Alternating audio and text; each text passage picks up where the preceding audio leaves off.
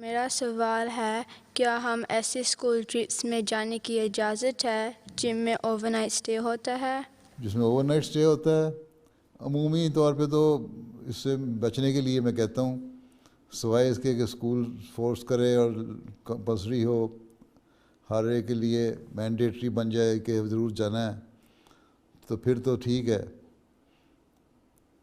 لیکن otherwise day trip تو ٹھیک ہے، رات کو اوائڈ کرنا چاہیے، رات کے ٹرپ کو، کیونکہ بہت سارے جو میں نے پوچھا ہے لڑکوں سے بھی لڑکیوں سے بھی جو جاتے ہیں، ان کا ایک دفعہ جانے کے بعد ایکسپیرینس جو ہے وہ اچھا نہیں ہوتا۔ صرف یہی نہیں کہ احمدی، میں نے بعض غیر احمدی بچوں سے، ہندو یا دوسرے بچوں سے بھی مجھے پتہ لگا ہے، وہ بھی یہ کہتے ہیں کہ وہاں ماحول اچھا نہیں ہوتا بعض دفعہ، اور وہ ایک تو چھیڑ چھاڑ بہت زیادہ کرتے ہیں اور پھر بولی کرنا بھی شروع کر دیتے ہیں بعض دفعہ، پھر بعض دفعہ غلط قسم کی حرکتیں بھی کرتے ہیں۔